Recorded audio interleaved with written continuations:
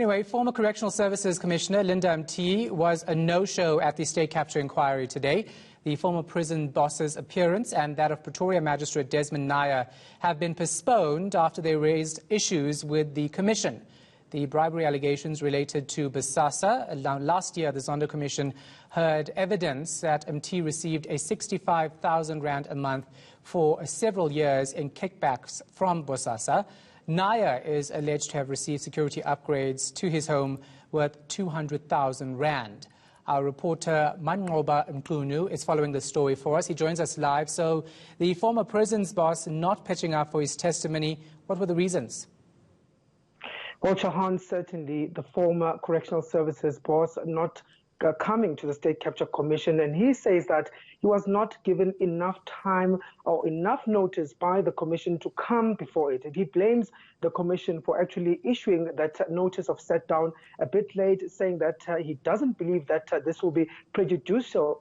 This will be actually in his interest of justice to come before the Commission. So his lawyer is arguing that it's actually prejudicial to him for him to actually come to the commission, given the fact that also he has not received some of the statements and a list of witnesses that implicate him in some of the evidence that has been presented before the commission of inquiry. So he says that he simply needs more time to prepare for this. And this is the reason why he says that he also hasn't prepared an affidavit to the commission. So he says the reason, the fact that he still doesn't have a full list of witnesses as well as those who are implicating him is actually working against him in terms of deposing that affidavit to the State Capture Commission. But beyond that, Shahan, Linda Mtee also raising an issue on the criminal case that he's currently facing. We do know that the matter is before the Pretoria High Court, and it relates to those bribery allegations from Bosasa. So they were arrested last year alongside Patrick Gillingham, was a CFO of Bosasa then, as well as Andries van Tonder,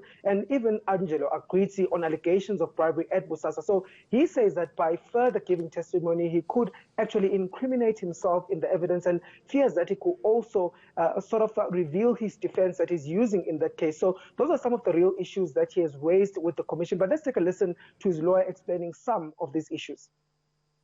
I confirm that my office has received a notice of set down 6 working days prior to today's date. I have informed Mr. Mtee, but unfortunately the notice was short. Being an officer of the court, I've thought it prudent to be present and not simply ignore the notice. And we have reached certain agreements relating to the provision of evidential material and the response thereto, as far as it may be necessary from Mr. Mtee. So Desmond Nair's testimony also postponed. Surely this doesn't look any good for the commission that has less than a year to actually wrap things up now.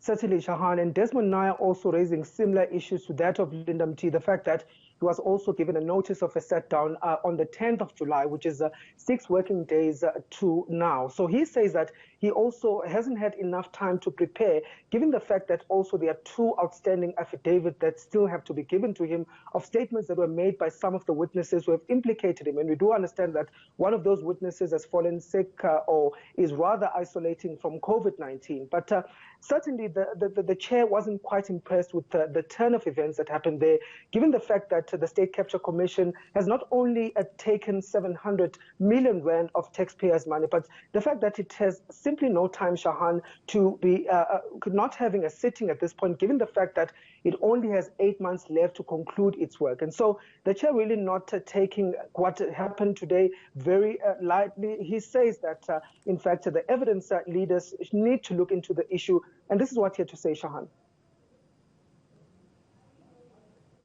Mr. Mtee's lawyers received the notice late. Yes. You don't know what brought that about, do you?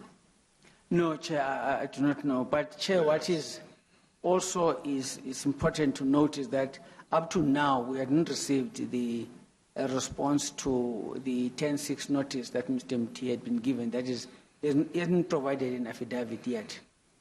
But despite that, a notice of set down had been served on him. I think it's on the 10th of July. And I don't know why it was served late. Well, as I understand from the discussion in chambers, the position is that the notice notifying Mr. Mtee that today is supposed to appear before the commission was received recently, and Mr. Fernandez says about 6 working days Yes. ago. There's probably about 10 normal days. It should have been sent off much earlier